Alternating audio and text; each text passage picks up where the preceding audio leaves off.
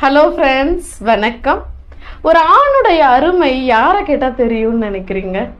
எப்படி ஒரு நிழலோட அருமை வெயில்ல தெரியுமோ அது போல ஒரு கணவனை இழந்த பெண்கிட்ட கேட்டீங்கன்னா ஒரு ஆணுடைய அருமை புரியும். நீங்க நினைக்கிற மாதிரி கணவனை இழந்த பெண்ணோன அவளுடைய உடல் வேட்கையோ வெறியோ மட்டுமல்ல அங்க விஷயம்.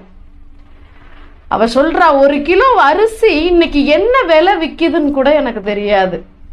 அங்காடி போனதில்லை, காய்கறி வாங்கினதில்லை, மாதம் மின் கட்டணம் என்ன கட்டுறோம், பள்ளிக்கு பசங்களுக்கு என்ன ஃபீஸ் கட்டுறோம் அப்படின்றது கூட நான் அறிஞ்சதில்லைன்னு சொல்றா.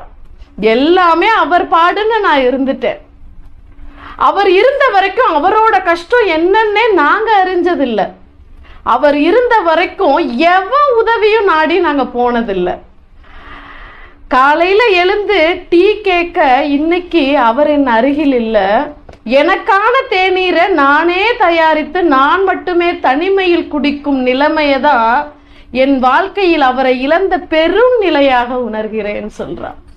அன்புள்ள கணவா, இன்று புரிந்தது உன் அருமை அப்படின்னு சொல்றார்.